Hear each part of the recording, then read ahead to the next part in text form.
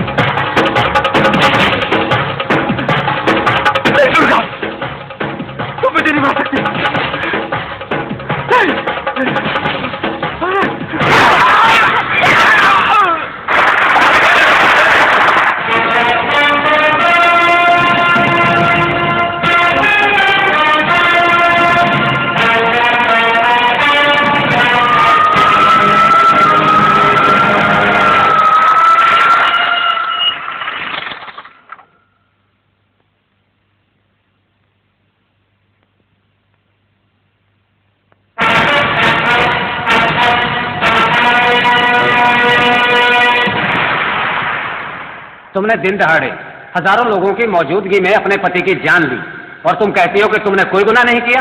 12 साल जज साहब, 12 साल तक वो मुझ पर जुल्म करता रहा, मुझे जानवरों की तरह मारता रहा, पीटता रहा। मैं नौकरी करती रही और वो मेरी तनख्वाह शराब और जुए में उड़ाता रहा। उसने अपने शराब और जुए की लत की वजह से मेरा घर का एक एक सामान सब कुछ बेच दिया और जब बेचने को कुछ भी नहीं बचा तो उसने 4 दरिंदे सारी रात मेरे बदन को नोचते रहे और वो सामने बैठकर शराब पीता रहा। अब आप ही कहिए जज साहब, क्या पति ऐसा होता है? हाँ, नहीं, वो पति नहीं, वो इंसान ही नहीं था। इसलिए मैंने उस जानवर को मार डाला। अदालत को दुर्गा के साथ पूरी हमदर्दी है, लेकिन उसका जुर्म नाकाबिले माफी है। इसलिए ये अदालत मुल्जिमा दुर्गा को 14 साल कैद बामुशक्कत का हुक्म देती है। मेरे बच्चे, मेरे बेटे, मेरे लाल,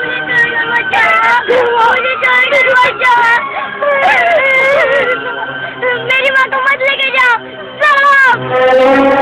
मेरी माँ को छोड़ दो साहब। आपने मेरी माँ को पकड़ा था ना, आप बोलेंगे तो ये लोग मेरी माँ को छोड़ देंगे साहब। मेरी माँ के सिर्फ मेरे दुनिया में कोई नहीं है साहब। मैं आपके पाँव पड़ता हूँ साहब, मेरी माँ को छोड़ दो साहब। देवो मेरा बेटा,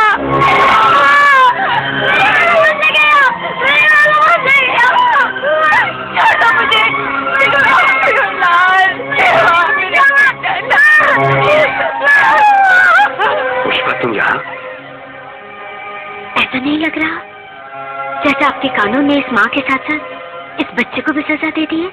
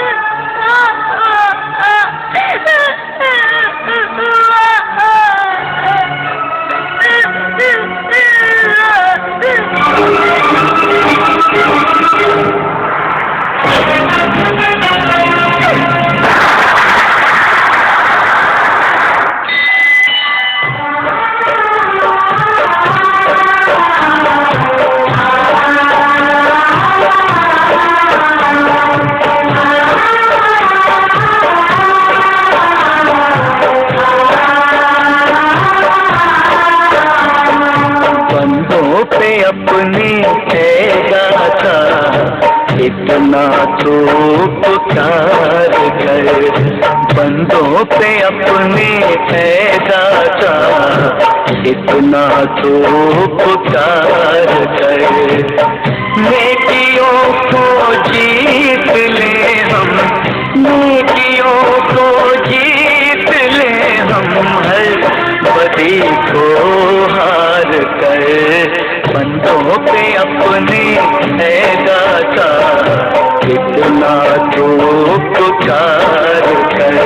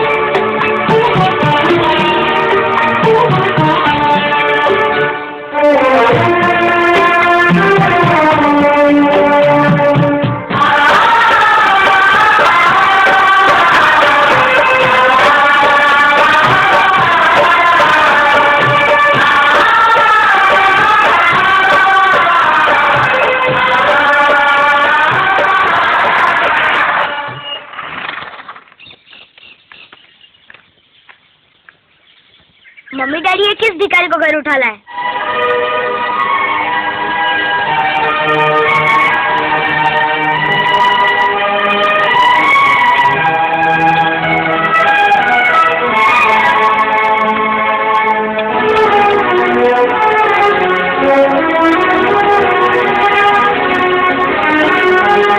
मुझे भूख नहीं है।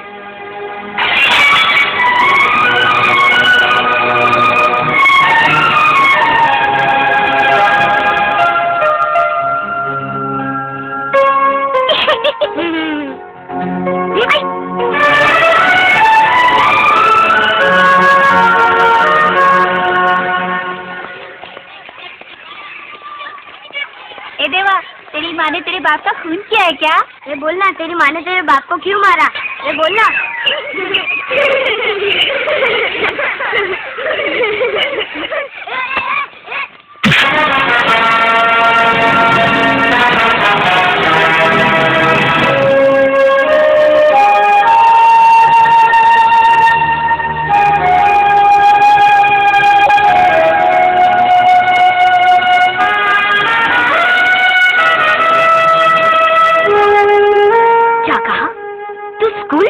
हाँ, नहीं जाऊंगा, इसलिए कि वहाँ सब पूछते हैं मेरी माँ ने मेरे बाप का खून क्यों किया। नहीं बोलना है मुझे।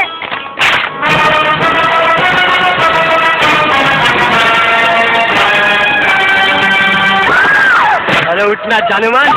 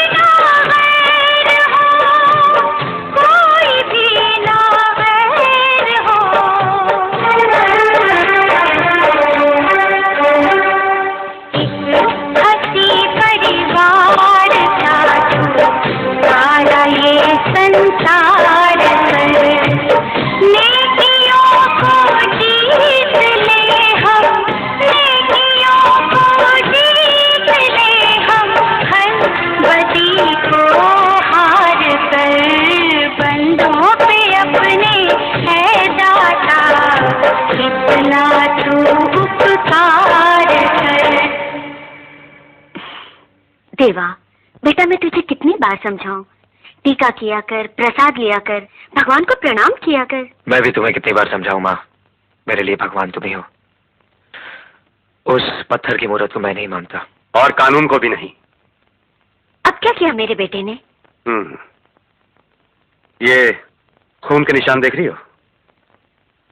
जरूर तुम्हारे बेटे ने आज किसी को बहुत बेदर्दी से मारा है।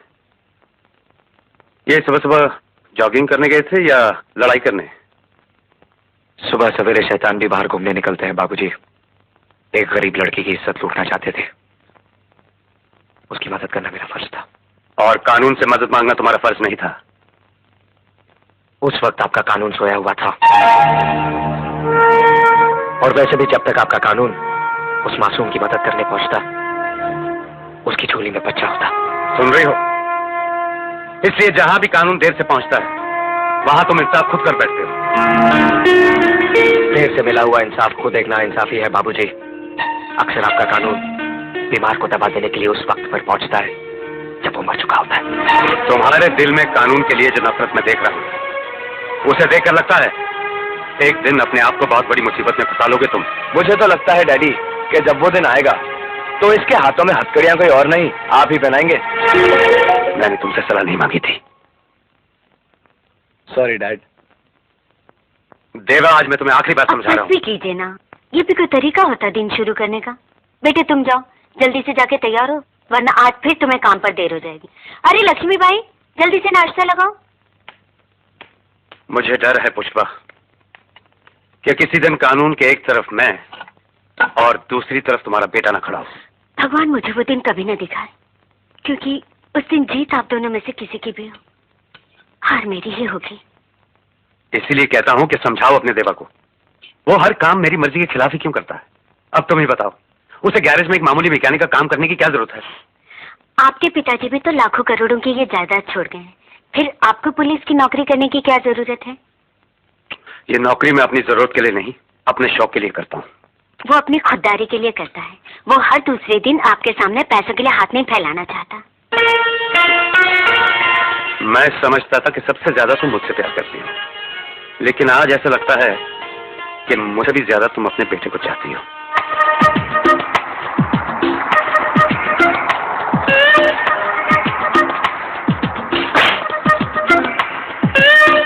क्षमा कीजिए बाबूजी। सुनिए जी। मैं आपको सड़क पार करवा देता हूँ, आइए। मेहरबानी। आप क्या बचपन से इसी तरह हैं? नहीं नहीं, इन आंखों ने तो बहुत कुछ देखा है, मगर अचानक एक हादसा। हादसा?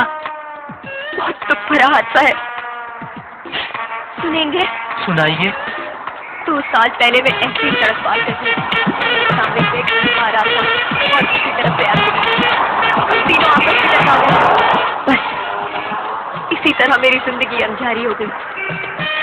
गरीब हूँ, वरना आंखों का इलाज भी करा लेती। देखिए, मैं ज्यादा कुछ तो नहीं, बस अपनी ये तनख्वाह दे सकता हूँ। बहुत बहुत धन्यवाद। काश इस देश का हर पुलिस वाला आप जैसा होता।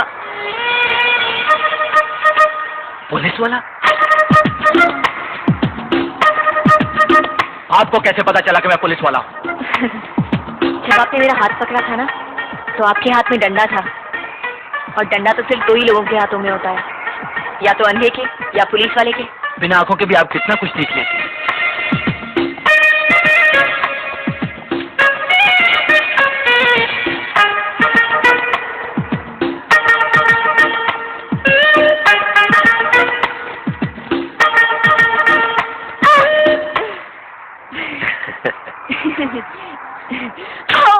छोटी, शर्म तुझे छूके नहीं गुजरी? तेरा नाम शर्मिली किसने रख दिया? कब सुधरेगी तू? कब सुधरेगी? हाथ पकड़ ले मेरा, कल सुधर जाऊंगी। एक बार दुल्हन बनाकर अपने घर तो लेके जा। अगर तुझे मैं अपने घर ले गया तो दूसरे दिन मुझे अपना घर ढूंढना पड़ेगा कि इस शहर में था कि नहीं? अरे देवा, मैं तेरे साथ बेईमानी थोड़ी करूंगी। मैं तो तेरी सेवा करूंगी, तेरे बच्चों को पालूंगी, पोसूंगी, उनका ख्याल रखूंगी। हट, तेरा क्या भरोसा, पता चले तू मेरे बच्चों को ही बेच दे। नहीं रे, शादी करके तो देख, सुखी हो जाएगा, सुखी। यकीन नहीं आता तो ज्योति से पूछ ले। अगर तू इस मैना का तोता बन गया ना, तो तेरी लाइफ बन जाएगी। भूतनी, मैं कब्रिस्तान की किसी चुड़ैल से शादी कर लूंगा, लेकिन तुझसे नहीं।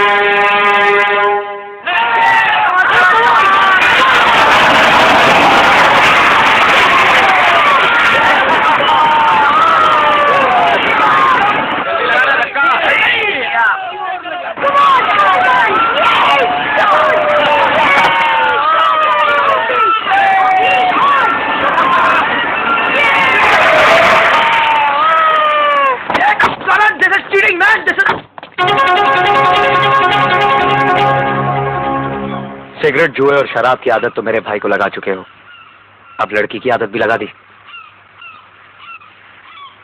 उस लड़की को तो अक्सर मैंने तुम्हारे साथ देखा है। तुम्हारी गर्लफ्रेंड थी ना वो? जी, अभी करण की है। हम दोस्तों में ये सब चलता है। तुम्हारे चाल चलन को तो मैं अच्छी तरह से जानता हूँ। लड़की कितनी शरीफ है आज ये भी जान गया। तू अपनी बात करना यार, जलन हो रही है क्या? देख, मेरे भाई के इम्तिहान नजदीक आ रहे हैं, उससे दूर रहना, वरना क्या करेगा? हाँ?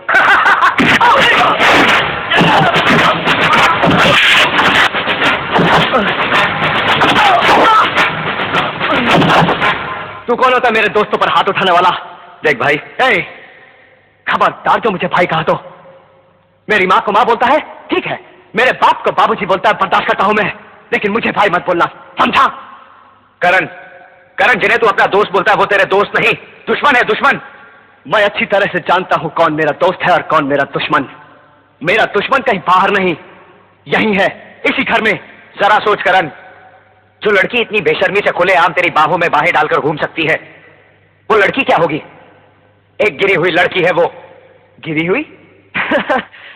तू जानता है इस दुनिया में सबसे ज्यादा गिरा हुआ कौन है?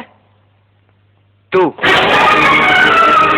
तेरा बाप, जो अपनी ही पत्नी से धंधा करवाना चाहता था। तेरी माँ, जिसने अपने ही पति का खून कर दिया। भूल गया था ना तू? इसीलिए याद दिला रहा हूं कि तेरा बाप एक दल्ला था तो तेरी माँ एक खूनी। वो लड़की तेरी माँ से ज्यादा गिरी हुई नहीं हो सकती। अगर यही बात तेरे बजाय किसी और ने कही होती तो आज उसे जान से मार डालता मैं। एहसान मान उस माँ का जिसकी पूजा करता हूं मैं। आज उसकी वजह से तू जिंदा बच गया।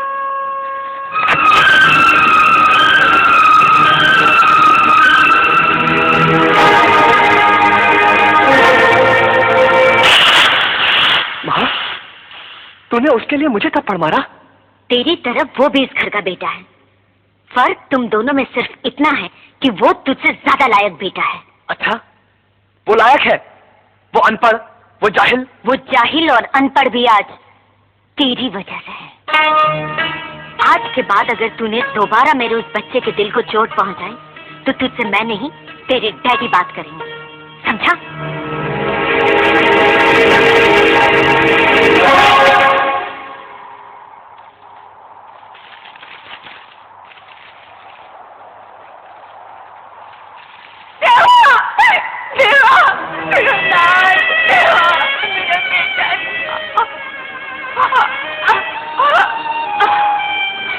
हाँ बेटे,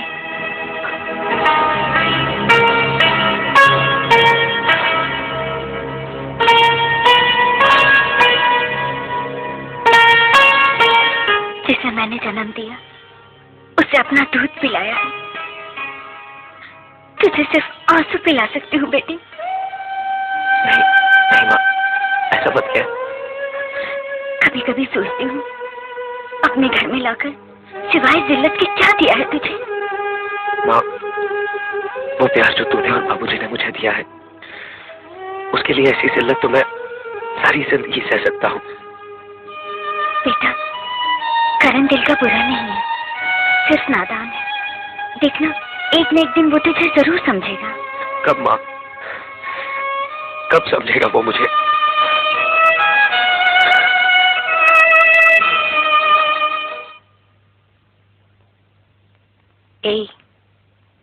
आज शाम से देख रही हूँ, कुछ मूड ठीक नहीं है तुम्हारा। दिल तो नहीं भर गया मुझसे? नहीं अमृता, तुमसे कभी दिल भर सकता है मेरा? तो फिर मेरे होते हुए किस सोच में डूबे हो तुम? देवा के बारे में सोच रहा हूँ। आज मेरा गिरबान तक पकड़ने की हिम्मत आ गई उसमें। जानती हो अमृता, भिखारी बनकर आया था मेरे घर में, और आज मेरे माँ बाप के दिल में मुझसे ज्यादा उसके लिए जगह है। मेरा प्यार तो उसने बांट ही लिया। मुझे डर है कहीं एक दिन मेरे हिस्से में आने वाली जायदाद का आधा हकदार न बन बैठे। He's a clever bastard.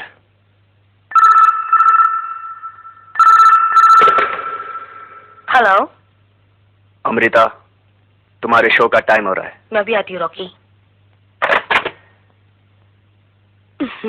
Hey Karan, come on, relax, go and get fresh. मुझे नीचे जाना है, ओके?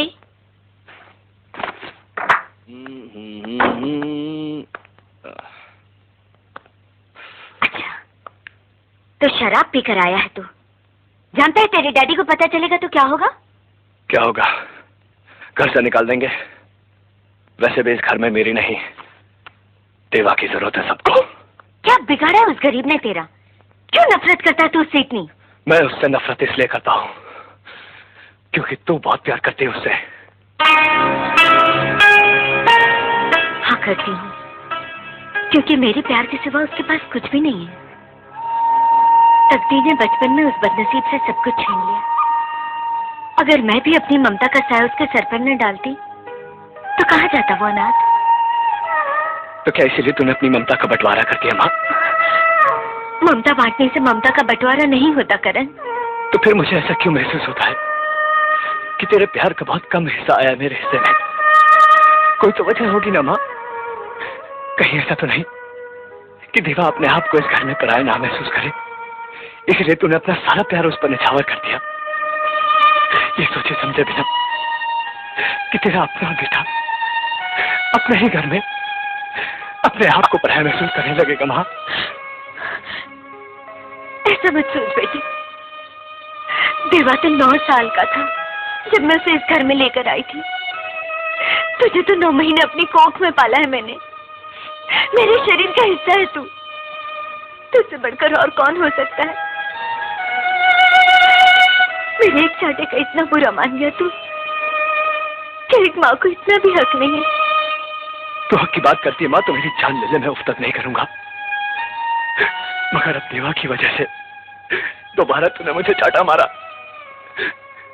तो मैं तुझे छोड़कर चला जाऊंगा माँ। नहीं करण, तू मुझे छोड़कर गया तो मैं मर जाऊंगी, मैं जी नहीं पाऊंगी।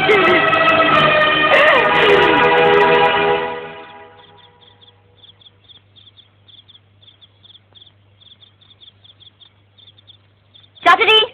क्या शर्मिली? ये दुग्गल जी इसी रास्ते से जाते हैं ना? अरे बेटी वो अपनी तरह कड़का नहीं है, पैसे वाला है। ऑफिस में फाइलों में उलझा होगा, आता ही होगा। कोई गाड़ी आ गई, लगता वही है। समझ रेडी?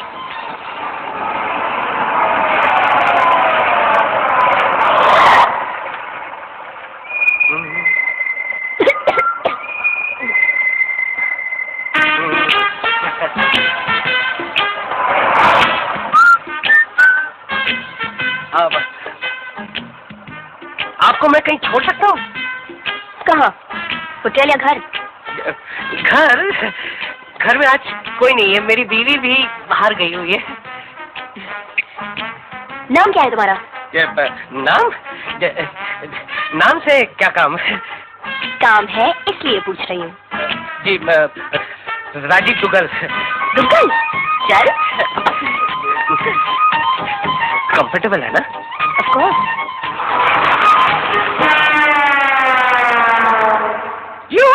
Whiskey! Sorry. आप विस्की पीती है ना? Of course. Nice, very nice.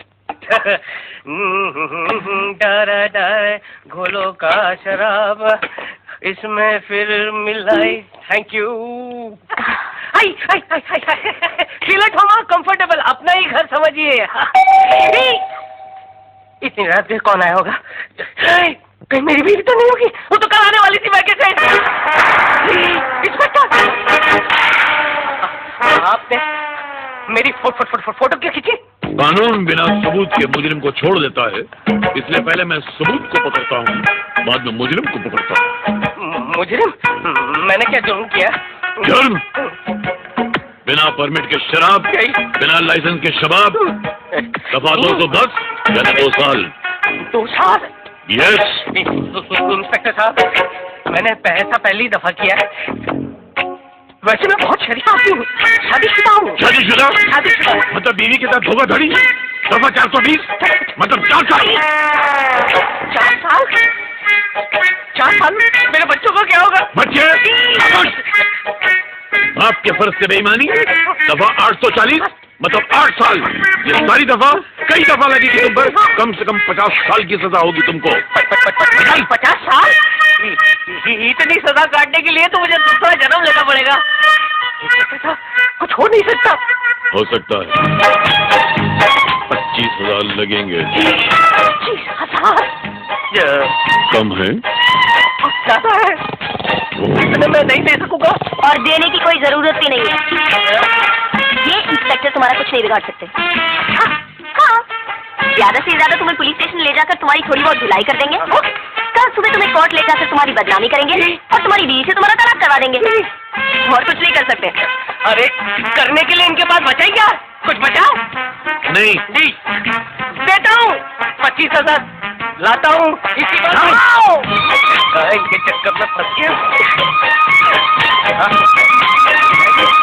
ये लीजिए इंस्पेक्टर साहब 25,000 रुपए मेरी मेहनत के।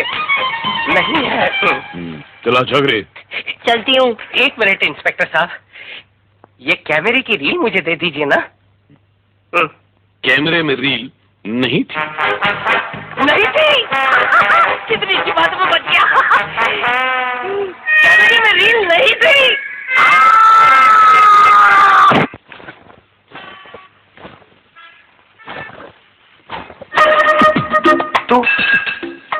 तू यहाँ क्यों आई है छोटी? दहेज जमा कर लिया है मैंने। पूछ रहा है कि शादी कब कर रहे हो मुझसे? अरे चुड़ैल, अगर तो दुनिया की आखिरी लड़की भी रह गई ना, तब भी मैं तुझसे शादी नहीं करूंगा। मगर मैं दुनिया की आखिरी लड़की भी रह गई ना, तब भी सिर्फ तुझसे शादी करूंगी। शादी? विनोद भाई, कौन कर रहा है शादी? कब कर रहा है शादी? ये मॉडल कौन सा है? वो विनोद भाई, वो क्या है कि ये जी मैं इनकी होने वाली बीवी हूँ। बीवी? गड़ूर सारू। आजकल तो हर घर के अंदर बीवी और टीवी का होना बहुत जरूरी है। तुम्हारा ये इंजन कब फिट हुआ? नहीं विनोद भाई, वो तो अरे घबराओ नहीं। आजकल मेरे को भी शादी, दूल्हा, दुल्हन, बारात, हनीमून इन शब्दों से एकदम प्रेम हो गया है। क्यों? क्योंकि अगले महीने मेरी भी शादी पक्की हो गई है शर्मिली के साथ। अरे देवा, शर्मिली तो गुणवंती और संस्कारी लड़की है ही, लेकिन उसका चाचा हा ऐसा मॉडल तो मैंने जिंदगी में देखा ही नहीं। कितना सीधा साधा, कितना भोला। अरे देवता है, देवता। तो इसका मतलब आप इनके चाचा से भी मिल चुके हैं? आज सवेरे ही दर्शन हुए थे उनके। शादी का जोड़ा, शादी के गहने, शादी का पूरा खर्चा, हनीमून की टिकट सब ले गए। आप दोनों शादी में आना हो, मैं सबको बुलाने वाला हूँ। मैं सबको कार्ड दूंगा। कार्ड तो प्रेस में जाना है।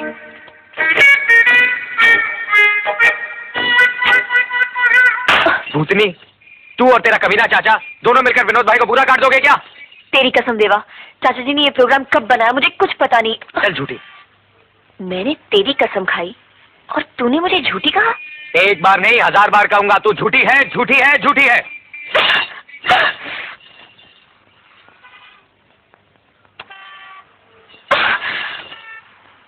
चाहता तो तुम्हारे होठों को भी चूम सकता था, लेकिन ये सजा ज्यादा अच्छी रहेगी। अपने हाथ संभाल के रखना, क्योंकि ये जहां जहां छुएंगे समझना मैंने छुमा है।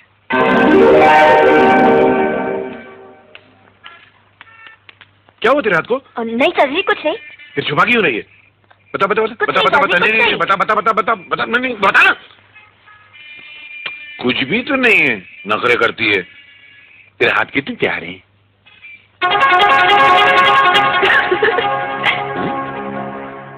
ये हंसी काय को? कुछ लगा है क्या?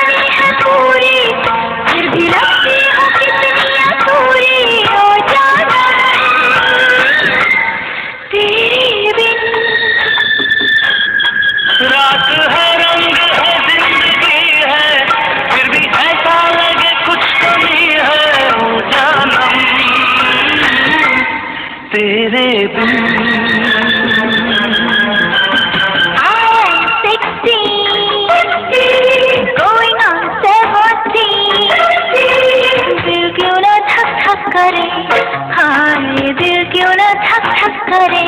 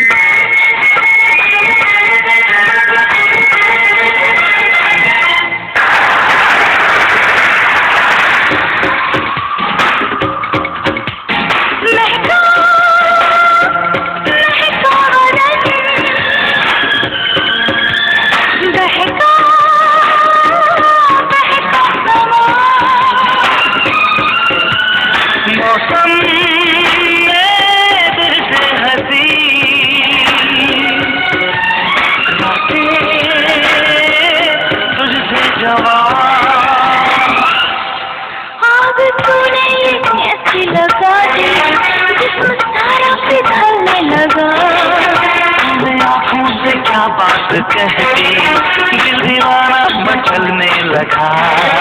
आज दिल में उदासी है कितनी, ये हंसी रात प्यासी है कितनी। ओ जानम तेरे बिन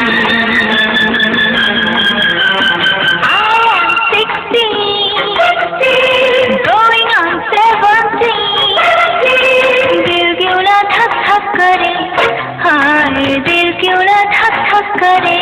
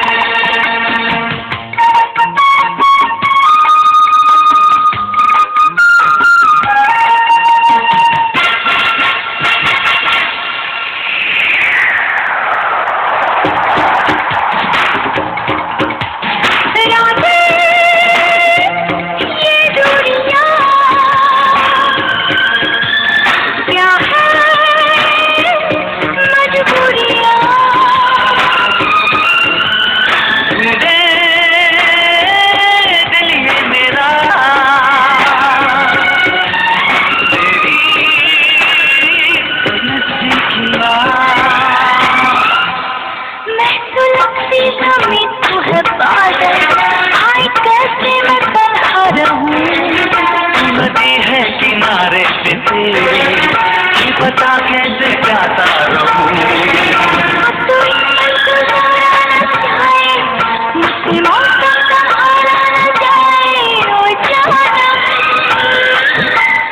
तेरे बिन रात है रंग है जिंदगी है, फिर भी ऐसा लगे कुछ कमी है। ओ जानम तेरे बिन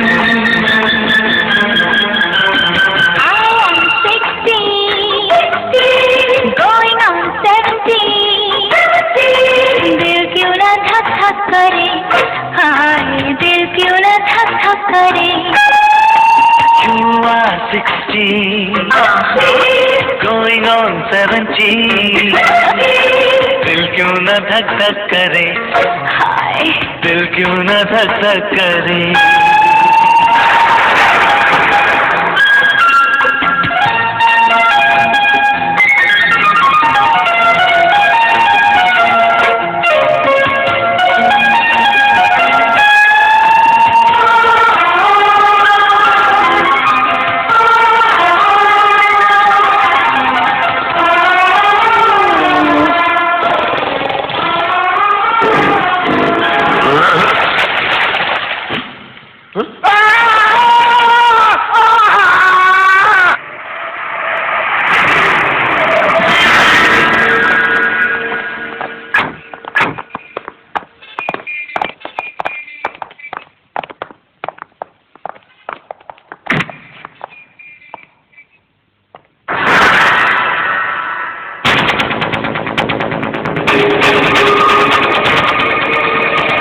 क्या चाहिए आपको?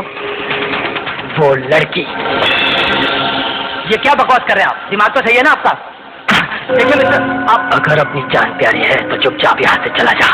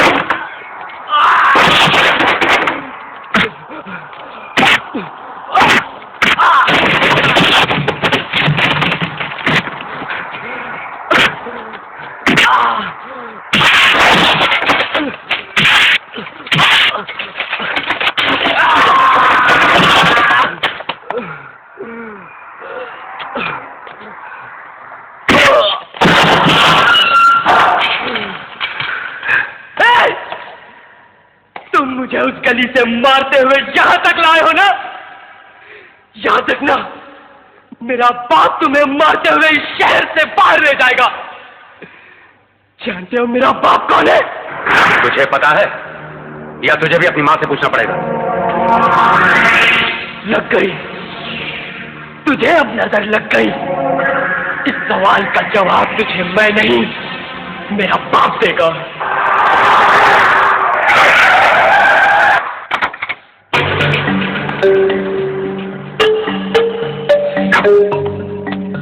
Good afternoon sir. Good afternoon. Good afternoon sir. हमारा सेक्रेटरी, हमारे मैनेजर, यहाँ तक कि हमारा वकील भी यहाँ मौजूद है। जरूर कोई संगीन बात है। मामला क्या है? सर प्लीज आप अपने आप पर काबू रखिएगा। हम सभी जानते हैं कि आपकी सिर्फ एक ही कमजोरी है। क्या हुआ निरंजन को? सर निरंजन बाबा ने एक लड़की का रेप किया है।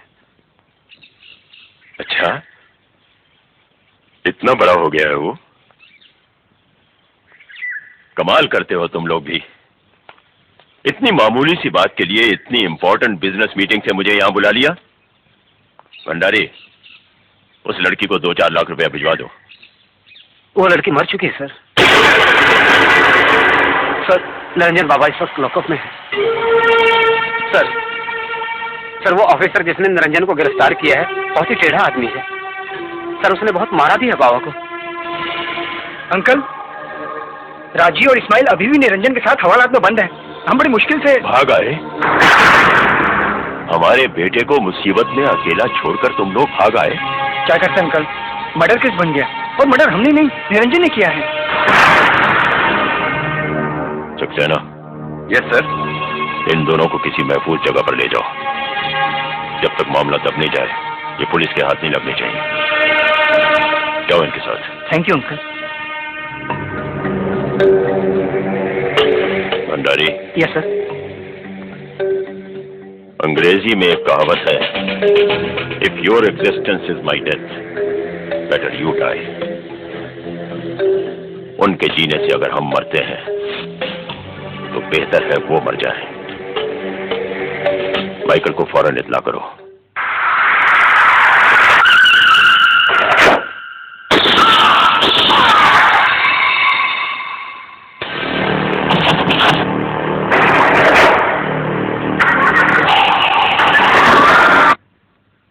आई एम सॉरी सर, मैं उसे रिहा नहीं करूंगा। खुदकुशी करने का ख्याल अपने जहन से निकाल दो सिद्धांत। मैं तुम्हें पसंद करता हूं, इसीलिए ये सलाह दे रहा हूं। This is my personal request. मैं वर्दी में किसी भी रिक्वेस्ट को नहीं सुनता हूं सर। तो फिर ये मेरा ऑर्डर है। मैं वर्दी में गलत ऑर्डर भी नहीं मानता सर। तो मजबूरन मुझे तुम्हारा ट्रांसफर करना पड़ेगा। आप वो भी नहीं कर सकते, क्योंकि मैं खुद नौकरी से इस्तीफा दे रहा हूं। सिद्धांत, नहीं चाहिए मुझे ऐसी नौकरी जो अमीरों के दबाव में आकर गरीबों को इंसाफ ना दे सके। ये रहा मेरा रेजिग्नेशन लेटर, लीजिए।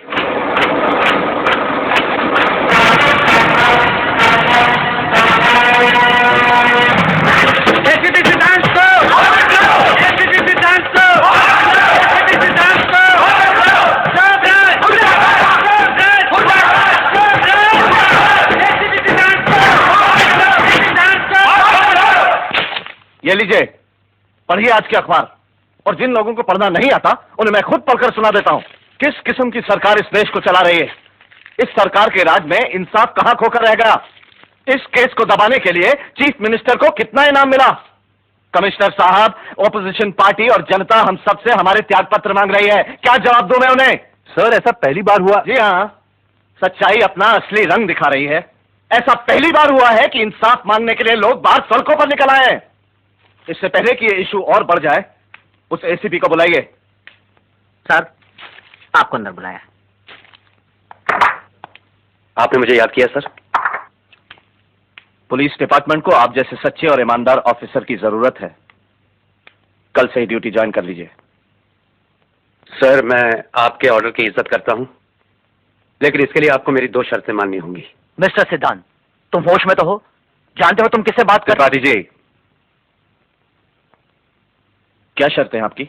मेरी पोस्टिंग उसी जगह होगी सर जहां मैं पहले था, और मेरे आखिरी केस का मुजरिम जो इस वक्त आजाद है, वो मुझे दोबारा मेरी हवालत में चाहिए। कमिश्नर साहब, आप होश में तो हैं? जानते हैं आप क्या कह रहे हैं? क्या बात है डैड? कुछ नहीं बेटे, तुम्हें मेरे साथ चलना होगा। जी? I am sorry mister Shobhraj, मैं मजबूर हूं। ये चीफ मिनिस्टर का हुक्म है। Chief minister? जी।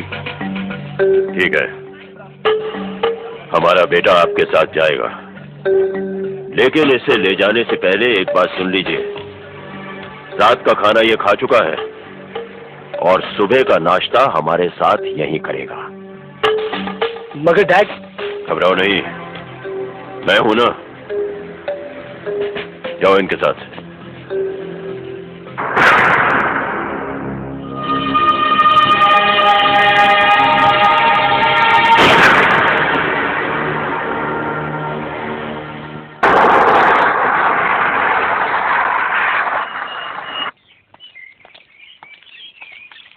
आओ आओ सिद्धांत, आओ। सर, अरे नहीं नहीं, इस सब की जरूरत नहीं है। मैंने आज तुम्हें यहाँ एक चीफ मिनिस्टर की हैसियत से नहीं, बल्कि एक आम इंसान की हैसियत से बुलाया। कहिए सर, मैं आपके लिए क्या कर सकता हूँ? इनसे मिलो, ये है मिस्टर शोभराज, मेरे कॉलेज के जमाने के दोस्त हैं। ये तुमसे कुछ बातें करना चाहते हैं। अगर तुम दोनों के बीच कोई फैसला होता है तो यकीन जानो ये फैसला तुम दोनों के बीच ही रहेगा। मैं यहाँ बैठा हूँ, लेकिन समझना कि मैं यहाँ मौजूद नहीं हूँ। हेलो। हेलो, बैठिए। हम आपका ज्यादा वक्त नहीं लेंगे, क्योंकि वक्त बहुत कीमती होता है। अंग्रेजी में एक कहावत है, law is the slave of the rich. कानून अमीरों का गुलाम होता है, और हम इस कहावत में पूरी तरह से विश्वास रखते हैं। मगर मेरा विश्वास यह है सर कि आज तक ऐसा कोई अमीर पैदा नहीं हुआ जो कानून का मालिक बन सके। हम आपसे बहस करना नहीं चाहते, सिर्फ इतना बताना चाहते हैं कि जिस लड़के को आपने गिरफ्तार किया है वो हमारा इकलौता बेटा है, माई ओनली सन। इसमें मेरी कोई गलती नहीं है। आपको अपने केस के लिए एक मुजरिम ही चाहिए ना? हम आपसे ये वादा करते हैं कि वो दोनों लड़के जिनको आपने हमारे बेटे के साथ गिरफ्तार किया है, वो अदालत में खुद अपने मुंह से ये कबूल करेंगे कि उस लड़की का खून उन दोनों ने किया है। देखिए मिस्टर शोभराज, अभी हमने अपनी बात पूरी नहीं की। अदालत उन दोनों को सजा देगी। आप जनता की नजरों में हीरो ही रहोगे। हम देखेंगे कि आपका प्रमोशन हो जाए और आपकी इस मदद के बदले में हम आपके वजन के बराबर का आपको सोना तोल देंगे। लगता है आज तक आपने सिर्फ दुकानें देखी हैं, इंसान नहीं। मिस्टर सिद्धांत, हमारी बात मान लीजिए, बहुत फायदे में रहेंगे। आप जो चाहेंगे हम देंगे।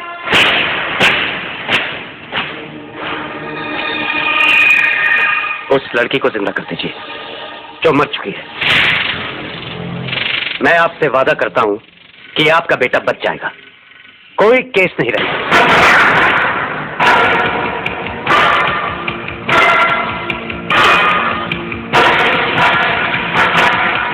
हाथ हटाइए, हटाइए हाथ।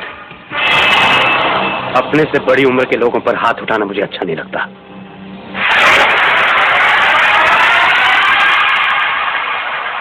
क्या समझते हैं आप अपने आप को? कानून क्या आपकी जागीर है? आपके दरवाजे पर बंधा हुआ कुत्ता है जो आपके इशारों पर भौंके? या फिर कानून को आप ताश की बाजी समझते हैं जिसे आप जिस तरह चाहें अपनी मर्जी से फेंक सकते हैं? गौर से सुनिए, आपका बेटा एक जंगली जानवर है और उसने जो वहशियाना जुर्म किया है उसकी सजा कानून उसे जरूर देगा।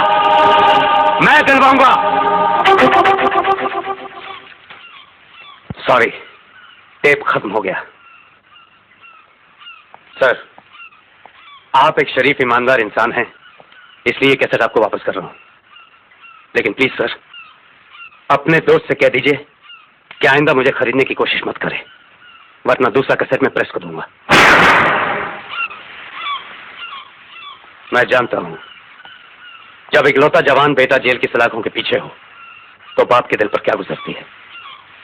मुझे आपसे पूरी हमदर्दी है, लेकिन आपके लिए कोई दुख नहीं।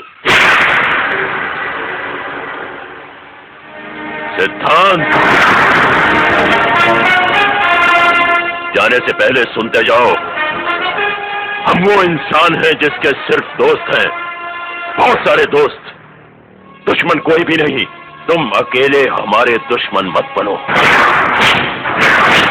मैं जिस पेशे में हूं ना, वहां मेरे सिर्फ दुश्मन हैं, दोस्त कोई भी नहीं। आज से दुश्मन और सही।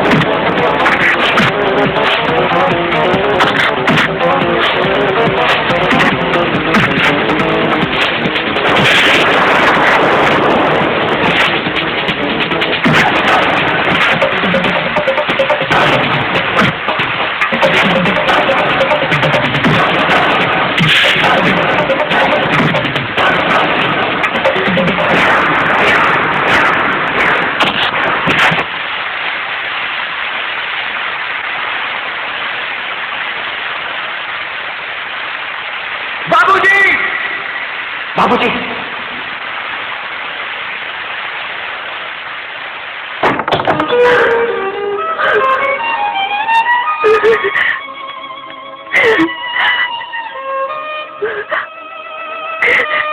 घबराओ मत माँ, डॉक्टर साहब ने कहा सब ठीक हो जाएगा। मेरे बच्चे। माँ, तू तो जानती है मैं खून का दरिया देख सकता हूँ, लेकिन तेरी आंख में आंसू नहीं। साहब बिल। जी? ये तुम्हारे होटल में माधुरी दीक्षित की इतनी तस्वीरें क्यों लगी हुई है? वो क्या है कि हमारे साबुन के बहुत बड़े फैन हैं। फैन? अभी घुमाता हूँ इस फैन को।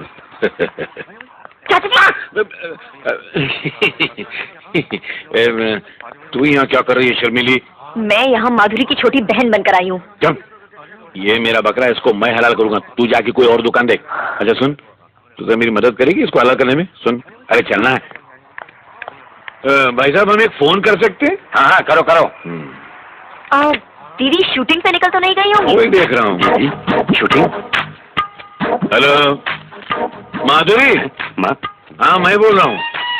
आज 2 बजे की शिफ्ट है फिल्म सिटी में। हाँ सुभाष गई की है। शर्मिली है मेरे साथ, बात करना है? ये लो। हेलो दीदी।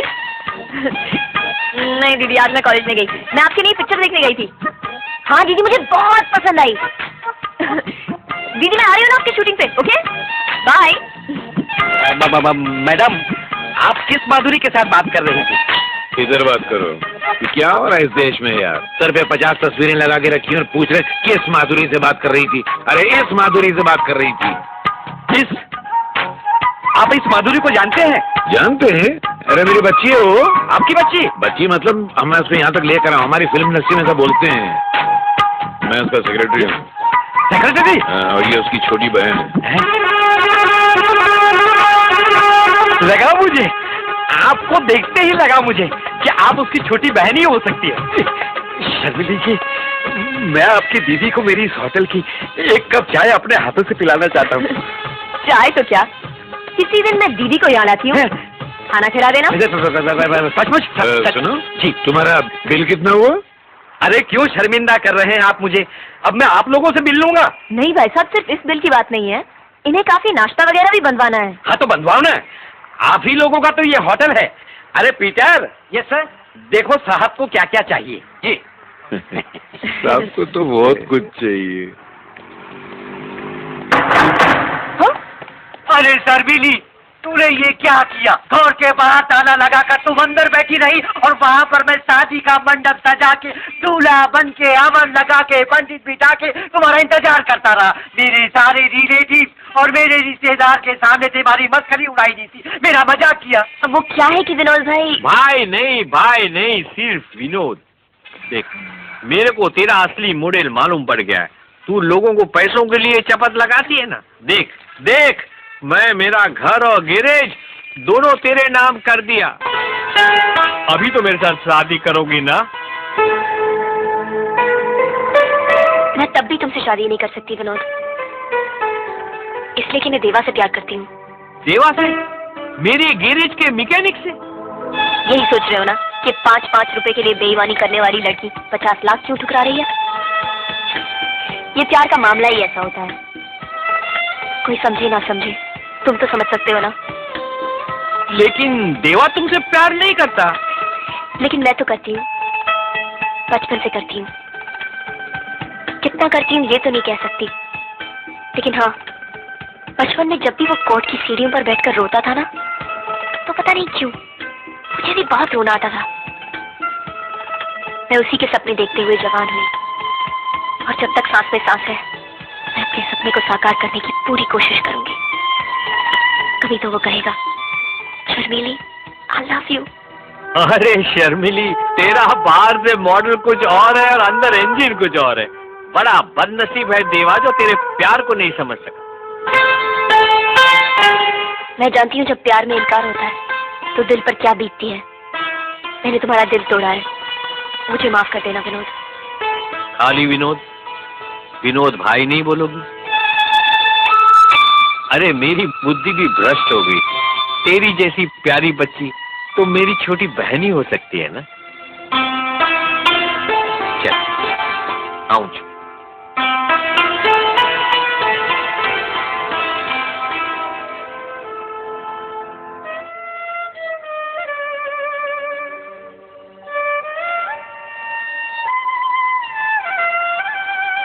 शर्मीली, आई लव यू।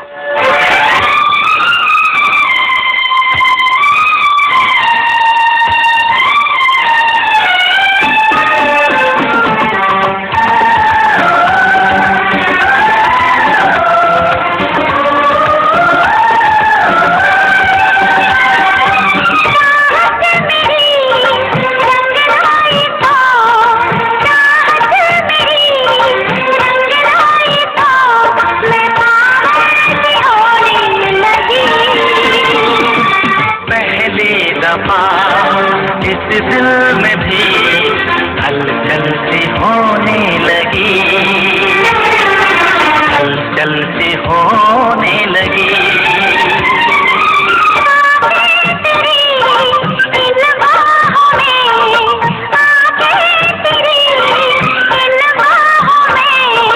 दुल्हन सी होने लगी, पहली दफा इस दिल में भी हलचल सी होने लगी, हलचल सी होने लगी।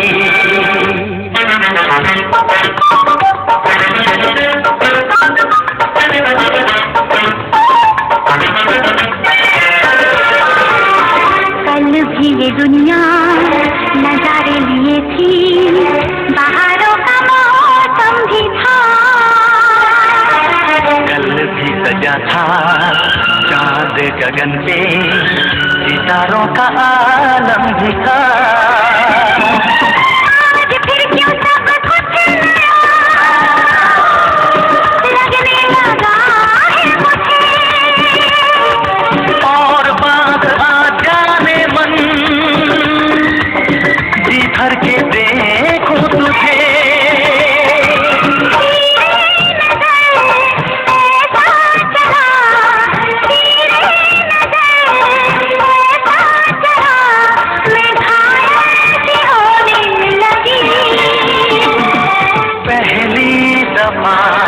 इस दिल में भी हलचल सी होने लगी,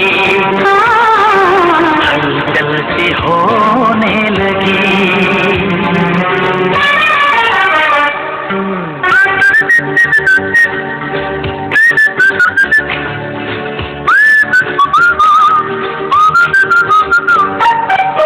हर बात दिल की कहती है खुल के, कुछ भी छुपाया नहीं।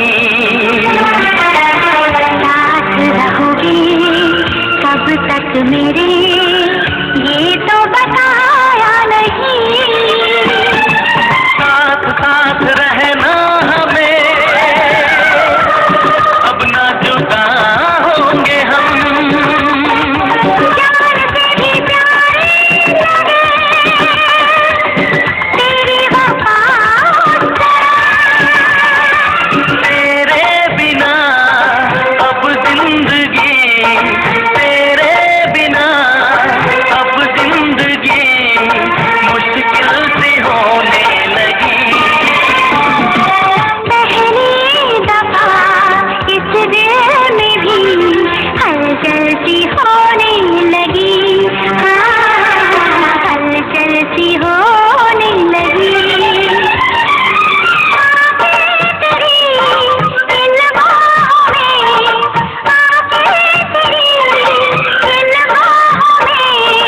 दुल्हन सी होने लगी, पहली दफा इस दिल में भी हलचल सी होने लगी, हलचल सी होने लगी।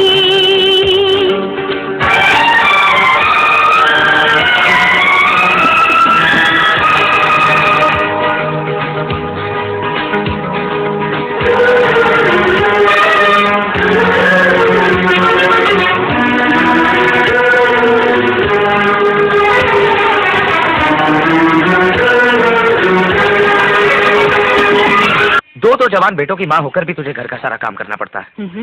माँ तो करण की शादी क्यों नहीं करा देती? घर में बहू आएगी, सारा काम करेगी। माँ की इतनी ही फिक्र है तो तू शादी क्यों नहीं कर लेता?